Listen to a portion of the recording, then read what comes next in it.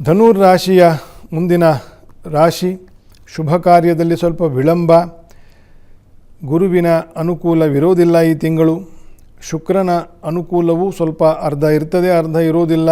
ವ್ಯಯದಲ್ಲಿ ಕುಜ, ವ್ಯಯದಲ್ಲಿ ರವಿ, ಈ ರೀತಿಯ ಸ್ವಲ್ಪ ಗ್ರಹ ದೋಷಗಳು ಇರುವುದರಿಂದ ಸ್ವಲ್ಪ ಸ್ಲೋ ಆಗ್ತದೆ. ಸೊ ಕೆಲವರಿಗೆ ಕುಜ ದೋಷ ಇರತಕ್ಕಂಥವರಿಗೆ ಕೌಟುಂಬಿಕವಾಗಿ ಯಾವುದಾದ್ರೂ ಒಂದು ಕಲಹಗಳು, ಮನಸ್ತಾಪಗಳು ಇರೋದು ಸ್ವಲ್ಪ ಪ್ರಕೋಪಕ್ಕೆ ಹೋಗ್ತಕ್ಕಂಥ ಸಾಧ್ಯತೆ ಇದೆ. ಜಾಗ್ರತೆ ಬೇಕು ಧನುರಾಶಿಯವರಿಗೆ. ಮತ್ತು ಧನಾದಾಯದಲ್ಲಿ ಉತ್ತಮ, ಅದೇನು ಅಂಥ ಸಮಸ್ಯೆ ಆಗೋದಿಲ್ಲ. ಆದರೆ ಖರ್ಚು ಅಷ್ಟೇ ಜಾಸ್ತಿ ಆಗ್ತದೆ ಧನುರಾಶಿಯವರಿಗೆ. ಸ್ವಲ್ಪ ಜಾಗ್ರತೆ ಬೇಕು.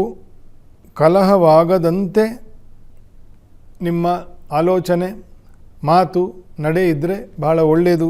ಈ ತಿಂಗಳು ಮಾತ್ರ ಅಲ್ಲ, ನಮ್ಮೆಲ್ರಿಗೂ ಇರಬೇಕದು. ಆದರೆ ಗ್ರಹರಿಗೆ ಸಂಬಂಧಪಟ್ಟಿರುವಂತೆ ನಾವು ಹೇಳೋದ್ರಿಂದ ಇನ್ ಪರ್ಟಿಕ್ಯುಲರ್ ಏನಾರ ದೋಷ ಇದ್ದರೆ ಜಾಗ್ರತೆಯಿಂದ ಇರಬೇಕು ಅಂತಂತ ಹೇಳೋದು ಅದೊಂದು ಸಹಜವಾಗಿರ್ತಕ್ಕಂಥದ್ದಂತ ಹೇಳಿರ್ತೀನಿ.